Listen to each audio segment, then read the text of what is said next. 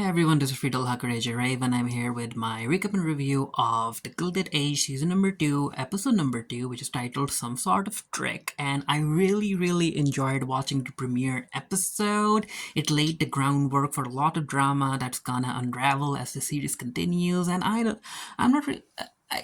There's just something about this show that I really enjoy, and I just want this to continue. I really want to binge watch this entire season like in one sitting, but I can't.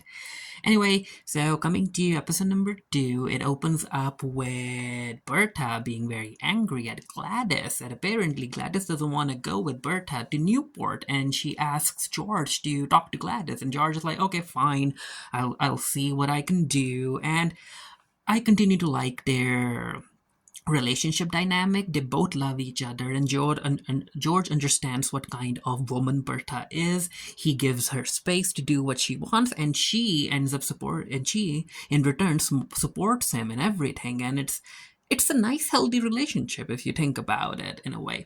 So anyway, George decides to go and talk to his daughter, and he asks her. He's like, "Why the heck don't you want to go to Newport?" And she's like, "Well, I have this matter that still hasn't been resolved over here, and I just don't want to go until that matter is resolved." And George is like, "Are you talking about Oscar Van Ryan?" And she's like, "How did you know, father?" And he's like, "Well, Oscar ended up writing to me recently." And she's like, "Oh, what did you say to him?" And George is like, "Well, I haven't replied because I wanted to hear from you. Do you really want to marry him?" And then we have this entire conversation where Gladys is like, "Well, he did end up giving me a couple of reasons when it comes to why I should marry him. It will help me get away from my mother while still being close to you.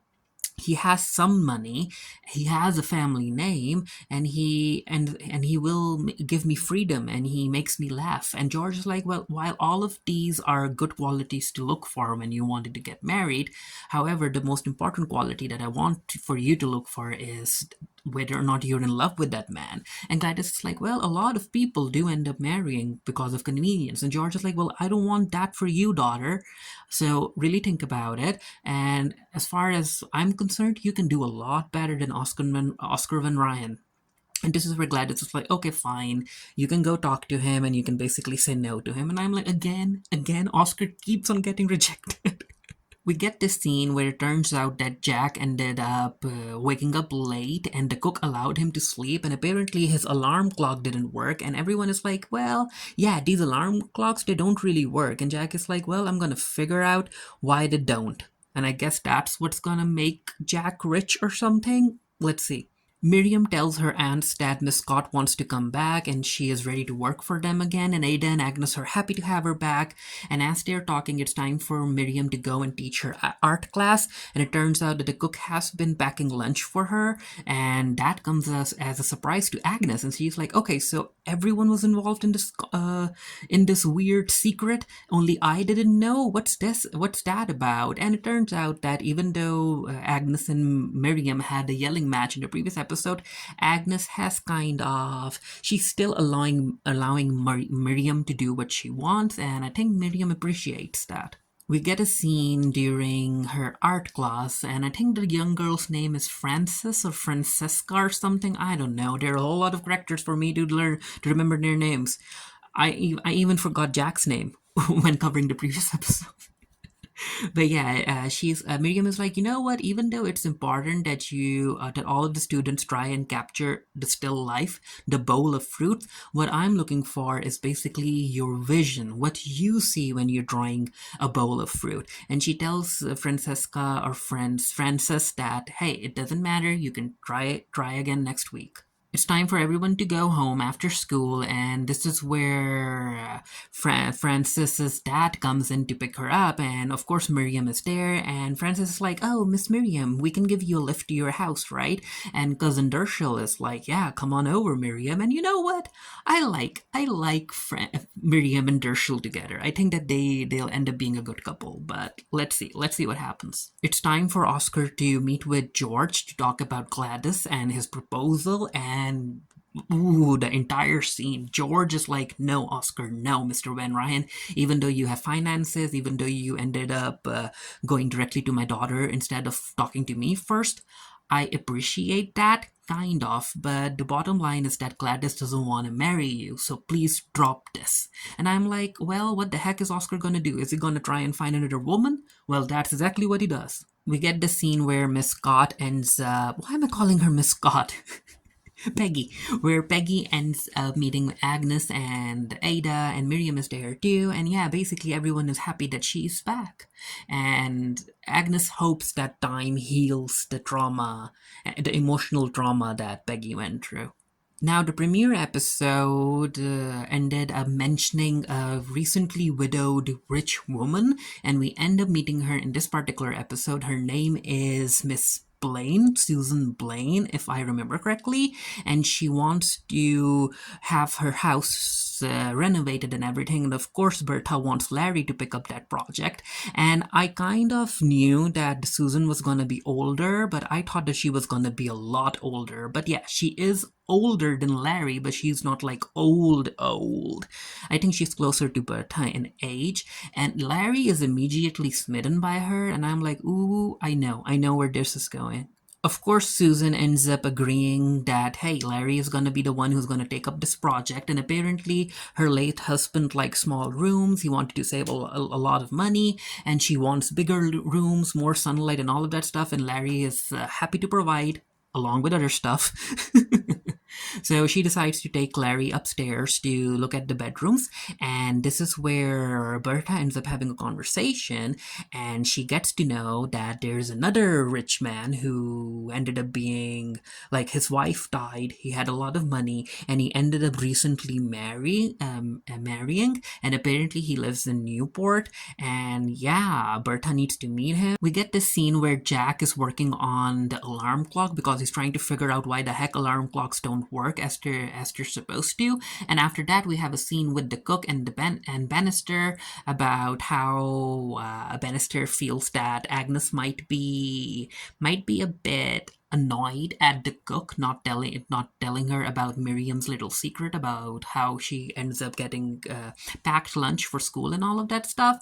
And Bannister's like, well, here's to hoping your little cakes end up redeeming us all. The new pastor, I think his name is Mr. Fort or something, and he's from Boston, so he ends up basically paying the aunts a visit. And of course, Ada is very, very interested in him, and it turns out that he never married. He just never married. Like, the right woman never came into his life. And I think that, yeah, from the promos you can tell where this is going, and Agnes will not be happy about it.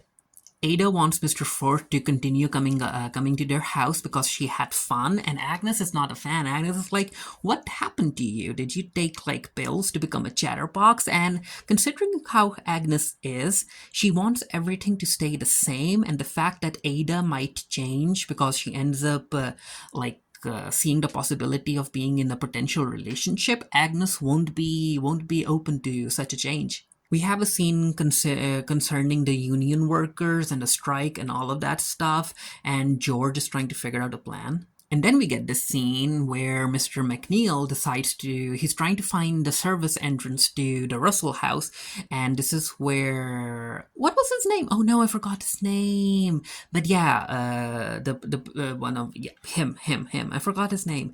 But yeah, he gets stopped, and Mr. McNeil is like, well, I'm just here because I want to meet Mr. Watson, and he uses Mr. Watson's real name, and he is like, I think his name is Charlie. Let's call him Charlie. And Charlie is like, well, you can leave me a message, right? And Mr. McNeil is like, no, I'll come in later. George arrives, and of course he's surprised to find Mr. McNeil asking for Mr. Watson, and he asks him into his study, and he's like, okay, is there any message that I can give him? Anything I can help you with? And at first, Charlie tells George that Mr. McNeil might be trying to poach Watson, but no, that's not the reason. And Mr. McNeil's like, no, I'm not here for that. Anyway, I'll leave a message for Mr. Watson directly, not for you, and it's all very weird.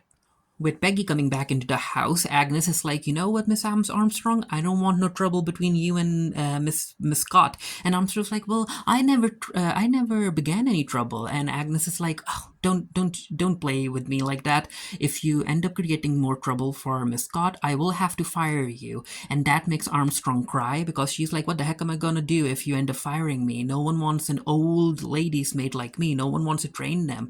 And Agnes like, well, there you have it. If you want to continue having the job with a job with me, don't create any trouble with Miss Scott. And Armstrong tries to plead her case, and Agnes like, this isn't a discussion. This is an order, Miss Armstrong. Do not cause any trouble with Miss Scott.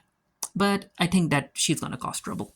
Peggy ends up paying her dad a visit to tell him that she's moving back to the Van Ryan residence, and the dad is like, "Well, don't forget about us." And she's like, "No, we won't. I won't." And also, after everything we've been through, we need a break from each other. And his dad is like, "Well, that's not families do. Families don't like pull themselves away from each other when trouble happens, or if there's an emotional topic that they need to talk about." And she's like, "Well, our family is a bit different. Anyway, it's not as if I'm like permanently ending my relationship with you guys. I'll come and visit, but for now I need this." Aurora pays Divine Ryans a visit, and she actually wants Miriam to go to her over to Newport because there's a tennis game going on, and she also wants Miriam to basically meet an eligible bachelor. He has a name, he is rich, and Agnes recognized her mom's name, and apparently Charlie knows him from work, so they really hope that Miriam likes him. And yeah, let's see. Well, we find out what happens soon enough. But anyway, as they're walking away, this is where Miriam is like, well, Oscar has been down after being rejected by the Russells, so can he come to Newport too? And Aurora is like, yeah, sure, why not? And yeah, Susan and Larry grow closer. They have champagne, and Susan is just ready to start a new chapter in her life because living with her husband was very, very tough on her. They didn't really speak and stuff, and yeah, she's just ready to meet new people. And Larry is one of those new people. Miriam wants Armstrong to mend some old clothes that she wants to donate or something, and that's a lot of work for Armstrong to do on her own. And she's like, "I can't do that." And Peggy is like, "Well, I can help you with that." And of course, Armstrong doesn't want Peggy's help. And then the young girl, she's like, "I can help you with that." And yeah, Armstrong is like, "Yeah, sure, you can help me with that." And Peggy notices that. So this is the new guy that Aurora wanted Miriam to meet, and he is a drunk. He is a mess. He is not a good match. And of course, Miriam wants to get away from him, and she notices Larry, and she's like, "Oscar, why don't we go and say hello to Larry? Let's go." Everyone ends up meeting each other, and of course, Miriam is very happy that Larry is happy with how his work is going. Miriam continues to run away from the new guy, and she ends up saying hello to Gladys, and Gladys is like, "Oh, what's up with you?" And Miriam is like, "Well, I'm trying to run away from a man." And Gladys is like, and she's like, "Okay, so I hope we can still be friends even though you rejected Oscar." And Gladys is like, "Yeah, my dad just wants me to marry out of love." And Miriam's like, "That's so nice. My aunts want me to marry a man who is rich, has a name, and yada yada yada." Then there's this little scene between Gladys and Larry, and Larry hopes that it's one of his friends, David, who is playing the match. He wins so they can celebrate. And basically, he can celebrate with Susan. And Gladys is like, "Well, I would like to be invited to the celebration because mom isn't here." With the new guy off trying to find more wine so that he can become more drunk, Charlie apologizes and he's like, "You know what?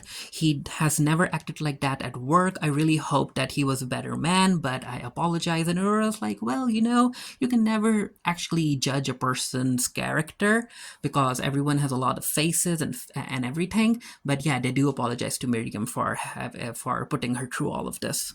With the guy still trying to pursue Miriam, thankfully Mr. Dershel comes in and he's like, "Miriam, let's go." And of course, Miriam is happy to be taken away. These two talk about who Dershel should bet on, and Miriam is like, "Well, I don't know the players. The only one I know is David because he's Larry's friend, so might as well bet on him." And Dershel's like, "Yeah, I'll bet $50 on David." We have this scene between Bannister and Charlie where they kind of address the drama that happened between these two in the previous season. And Bannister's like, "You know what? I've heard about to forgive and forget. So I can basically, I guess, forgive you, but I'll never forget." Well, it's a start. David wins, and that means that Dershel ended up winning his bet. And he's like, I did that because Miss Miriam ended up giving me a good tip, so I'll have to treat her to a nice little dinner, lunch, whatever it is. Jack ends up talking to Gladys's temporary lady's maid, and she's like, "Yeah, I'm back because I forgot to pack a dress for Gladys. And hey, I hope to meet you again for coffee, Jack." And Jack is like, "Yeah, yeah, I would like that." Larry decides to drop Susan off to her at her house after the game, and he's like, "Well, this is where I leave you, huh?" And Susan is like, "Well, if you want to." And I'm like, "Wow, wow, Susan really wants to ride him, huh?" And yeah, I guess she's an older woman. She gets what she wants, and Larry is okay with that. Larry is like, "Yeah, I'm coming in." Charlie ends up talking to Watson, and he tells him that Mr. McNeil was looking for him, and he is rightfully worried. Bertha ends up confronting Larry about coming home very, very late. He didn't come home last night, and he came back very, very early. And she immediately knows where he was because she smelled French perfume on him. And he's like, "So what? I like Susan." And she's like, "She's older than you. You're young enough to be her son." And he's like, "I don't care, Mom. I'm gonna be with her." And Bertha is like, "Why couldn't you just be with another woman, other young women that men your age are or boys your age are?" And he's like, "Yeah, they go to prostitutes. I don't want to go to a prostitute. I want to go to Miss uh, what was the name? Blaine? Yeah, Susan Blaine. And I like her and I want to be with her. She's respectful." Berta's like, "Well, women who are respectful, they don't sleep with young men." And Larry's like, "Well, she does." And Berta's like, "Stop yelling at me. I'm your mama."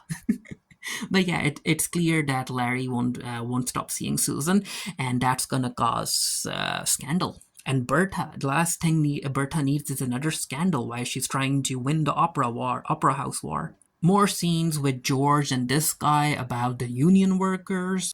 Peggy ends up going back to the newspaper she used to work for because she's like, "Hey, I'm back. I'm gonna start writing again." And yeah, her boss understands what she went through because he and his wife ended up losing a child too. So he understands what Peggy went through.